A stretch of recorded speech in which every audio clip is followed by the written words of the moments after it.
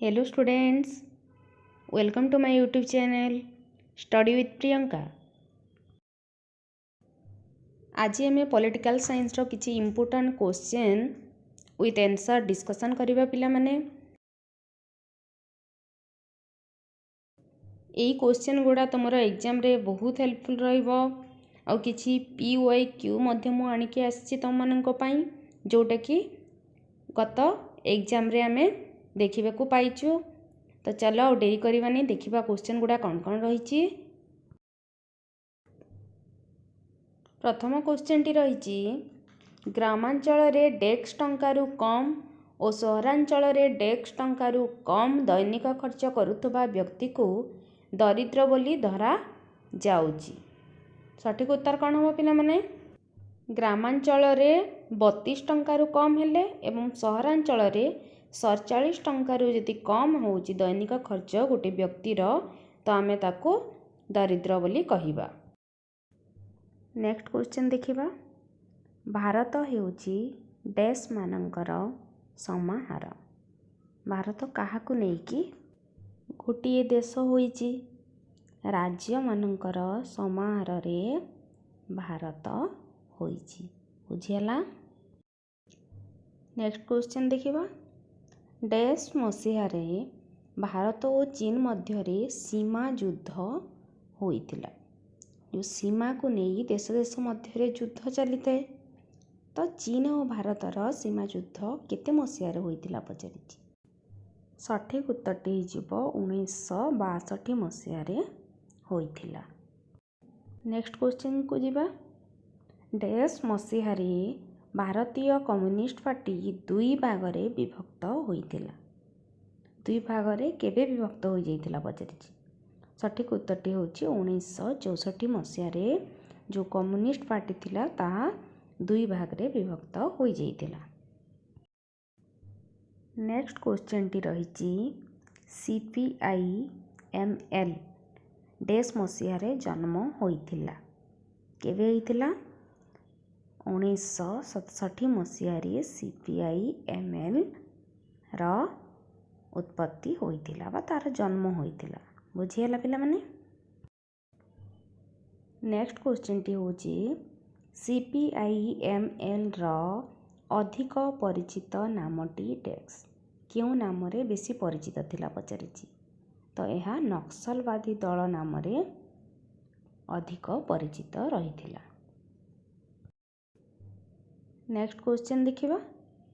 Dash धारा अनुसार लिंगगत भेदभाव निषेध। क्यों धारा रे लिखा है कौन सी प्रकार लिंगगत भेदभाव करि परिबो नाही। धारा 15 हो सठिक उत्तर। Next question. डैश धारा अनुसार चाकरी क्षेत्र रे लिंगगत बाछ विचार करा जाई पारिबो नाही। सेटा थिला खाली लिंगगत किंतु एटा चाकरी क्षेत्र रे भी लिंगगत भेदभाव होई पारिबो नाही। को धारा रे मेंशन होईची? धारा 16 अनुसार।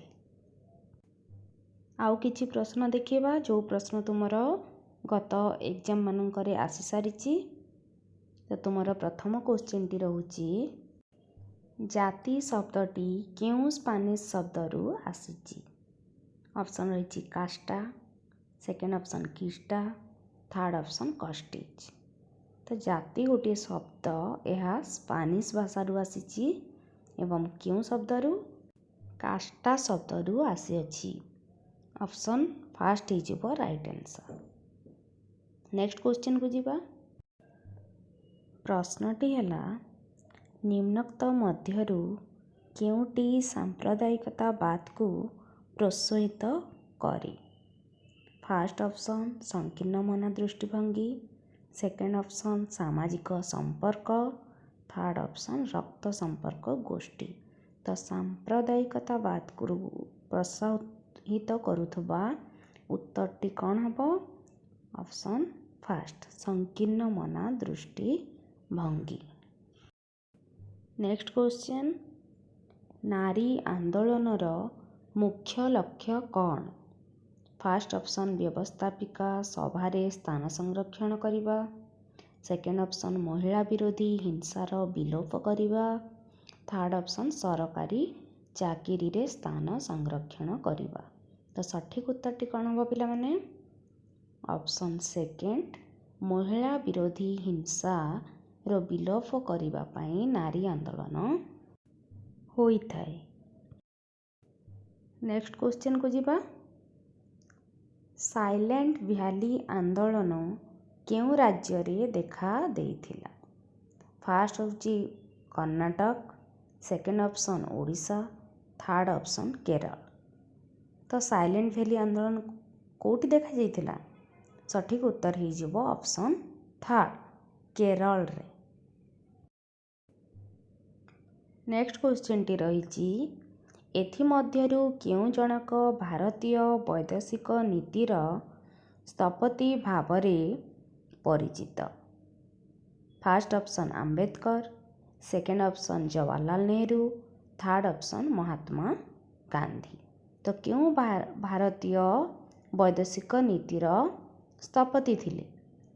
सठिक उत्तर ही जिवो option second Jawaharlal Nehru. Next question टी रहिची एथि मध्यरु केउटी सुरक्षा परिषदर स्थायी सदस्य अटे पचारिछि? First Bharat, second option Japan, third option China. तो यार सठिक उत्तरटी हो ऑप्शन थर्ड चाइना। चाइना हेउची सुरक्षा परिषद गोटे स्थायी मेंबर बा स्थायी सदस्य। नेक्स्ट क्वेश्चन देखिबा कौन रही।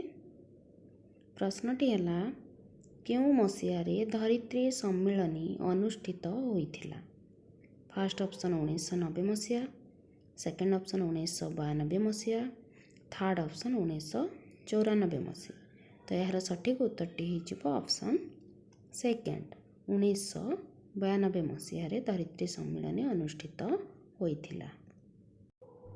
नेक्स्ट क्वेश्चन टी हेउची पृथ्वीर केउ सहर रे जातिसंघर मुख्य कार्यालय अवस्थित? First option Paris, second option Geneva, third option New York.